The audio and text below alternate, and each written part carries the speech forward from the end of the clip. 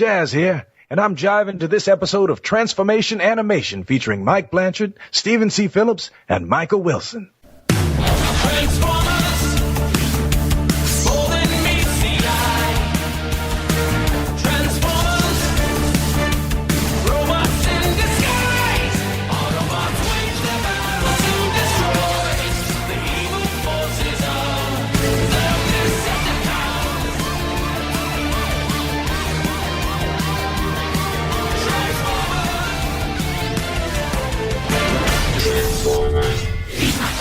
TFG and Mike here from the Geekcast Radio Network, and this June we are launching our next Transformers review podcast. This time it's going to be all about animated. That's right, we started with G1, we moved on to Beast Wars and Beast Machines, and now comes the Transformation Animation Podcast. What I have for you guys today is something that I wrote back in 2009. I wrote it the weekend that Season 3 of Animated premiered, when the Transwarped episode first aired on Cartoon Network. I wrote it like the next day after I saw that episode. I'm not proud of this moment because, as you'll find out, I wasn't always a fan of Transformers Animated like I am now. Yes, I know. I was ignorant. I was dumb. Stop throwing rocks, people. Or I should say, stop throwing rock lords at me. But yeah, I absolutely love Animated now. And once Transformation Animation Podcast starts, we will be talking about every single episode. We'll be talking about the toys. We'll be talking about the almanacs, the comics, all that good stuff. But unfortunately, 2 years ago, I wasn't always a fan of Transformers Animated.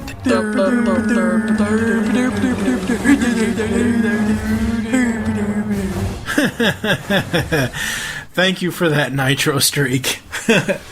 And now, Transformers Animated, the rantings of a G1 fan. When I first saw preview commercials of this series, my first reaction was, what the fuck? While the voice acting is superb, there are tons of things wrong with Transformers Animated. I am not a fan of the animation style that was chosen. While I have enjoyed all the Generation 1 callbacks that the producers have used, this show has been poorly marketed. First off, when they released DVDs for it, they released Transformers Animated Transform and Roll Out, the 3-part movie that introduced us to the series. Then they released the rest of Season 1 in a separate DVD case.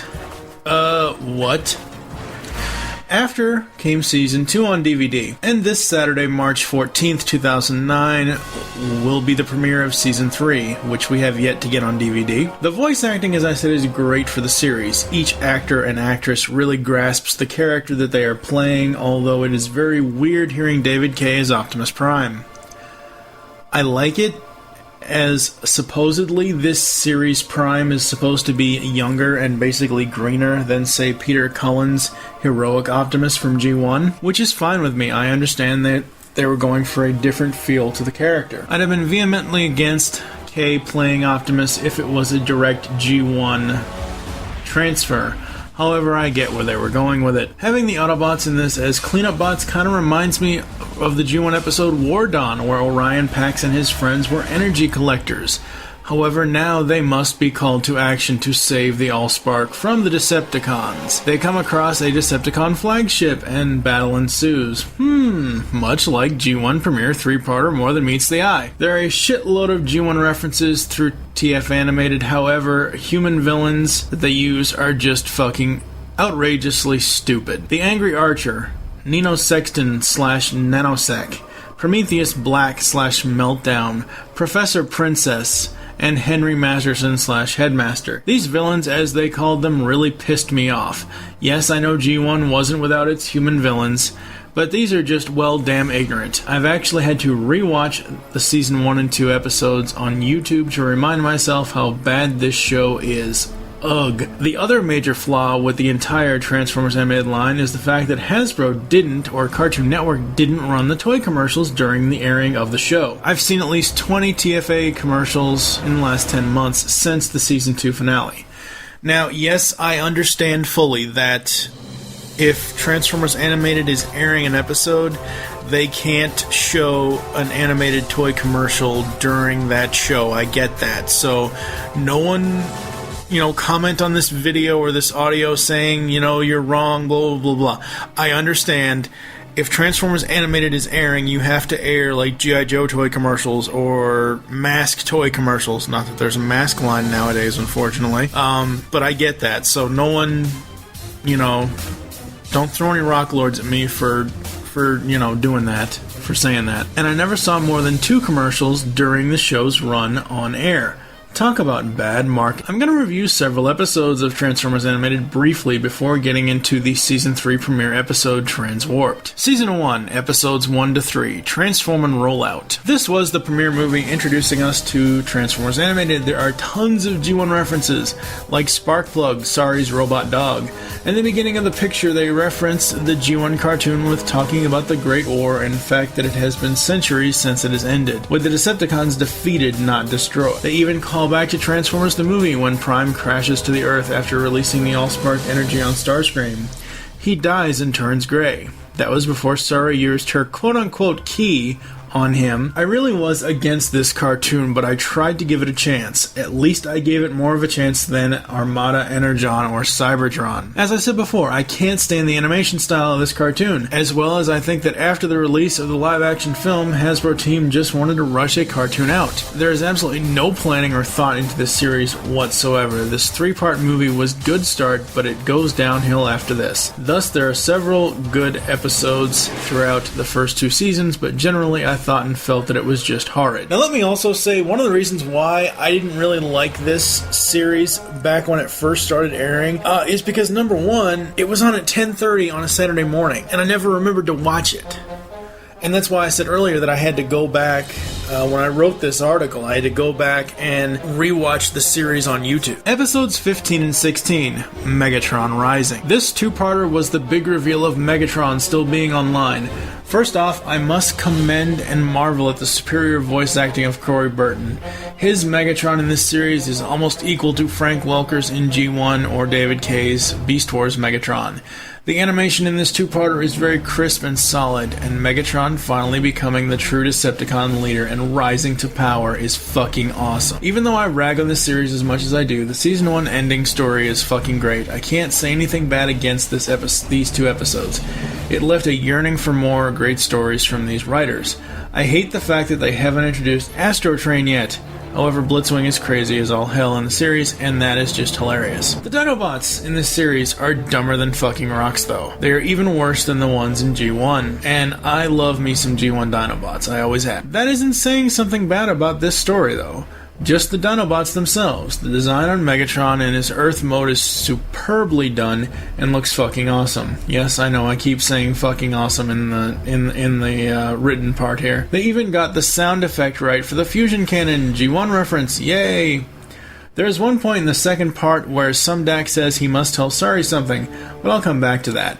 The episode ends with Megatron and Prime dispersing the Allspark and supposedly destroying Megatron, but not really. Season 2, Episodes 12 and 13, A Bridge Too Close. This was the Season 2 finale 2-parter. Back in the Auto Boot Camp episode, we learn of an Autobot traitor within the ranks.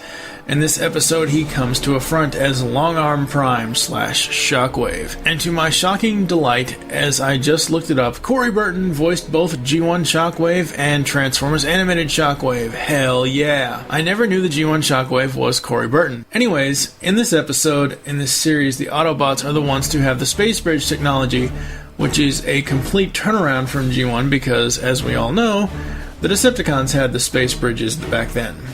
Megatron still has Dr. Sumdac under his control and demands that he get the space bridge operational. However, they must find the most qualified Cybertronian to work on the space bridge, which just so happens to be Bulkhead. Ugh, Bulkhead, don't get me started. John Machida Jr. reprises his role as Blur, which surprised me at first when I found this out. However, I wasn't unhappy with the choice, as he is the only one who can talk that fast that well. The Autobots find the hidden base of the Decepticons, and a battle for the space bridge ensues. Megatron overloads the space bridge, and Omega Supreme must absorb the transwarp energy. The episode ends with Sari being damaged, and we find out that she is a robot. Season 3, Episode 1, Transwarped. And yes, I know Transwarped is a 3-parter, and technically it was Episodes 1, 2, and 3 of Season 3. However, when Cartoon Network first aired it, they aired it like Transform and Roll Out, which it was basically one long episode. Even though Transformers Animated has only had select few fucking awesome episodes throughout the 2 seasons, this by far blows them out of the water. This was the best animation, the best voice acting, and the most shocking episode I've seen in the series so far. Well, yes, I'll be the first one to admit I trashed this cartoon endlessly. This episode might just turn me around. I know it made my head spin when I saw all the awesomeness. Rodimus and his team get demolished by Strika and her team, as well as Rodimus getting consumed by a vial of cosmic rust. Wait, doesn't cosmic rust transfer to everyone? Fucking oil slick. Blur finding out that Longarm Prime is the traitor, and even though he can't catch Blur, he can trap him. So Blur gets trapped, and he dies! No! Then we see that the Space Bridge network has been shut down due to the Autobots learning the Decepticons are trying to get to Cybertron. We find out that Sari is a Cybertronian protoform, and during a battle she wants to help out, and she uses her Allspark key on herself, which ages her from a little girl to a teenager. Situation sounds so wrong. She can't handle the upgrades and goes berserk. Ratchet must use his EMP generator on her. They get the key out of her and this slows her down a bit, however she still has absorbed all of the key's energy. It's dead. Megatron, Starscream, and Prowl fight for mental control over Omega Supreme. The Elite Guard on Cybertron must try and contact Optimus Prime on Earth. At the end, Bumblebee and Bulkhead figure out a way to keep Starscream from getting to Cybertron. In conclusion, Transformers Animated, while not the best Transformers cartoon, it certainly isn't the worst. I have to say, after seeing the Season 3 premiere, I almost wish that Season 3 wasn't going to be the end of the show. I think the main thing that brought me down on it before was the fact that they have the lamest human villains ever. Well, the big upside to TFA Animated is all the G1/Beast Wars callbacks, like Bulkhead calling Optimus Bossbot. So in closing, should a true Transformers fan watch this show? Yes, even though it has its most horrible points at times, there's a light at the end of the tunnel. No, it's not a fusion blast from Megatron's cannon. Transformers Animated rating on a whole, 4 out of 10. Transformers Animated Season 3 Transwarped rating, 10 out of 10.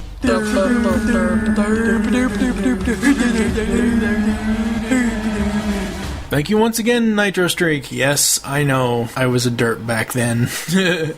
After I wrote that blog post that I just read there, I continued watching Transformers Animated Season 3 and continued to fucking love it. I have since, for fun, gone back and watched all of my TFA DVDs, and just amazing, amazing cartoon. I've had a complete 180 turnaround from completely hating it to completely loving it. Just amazing with what they did. Even the human villains, compared, inclusion with the story, I don't really mind them anymore as much as I used to. Because at first I was an outsider trying to get into the series, and I just couldn't. And again, partially because of the time slot. In Season 3, they switched the time slot from 10:30 a.m. to 8 a.m. So that mean I could wake up early on Saturday morning and watch cartoons again. Hooray! But yeah, Transformers Animated, I absolutely love it. I hope everybody tunes into Transformation Animation Podcast, coming this June from the Geekcast Radio Network.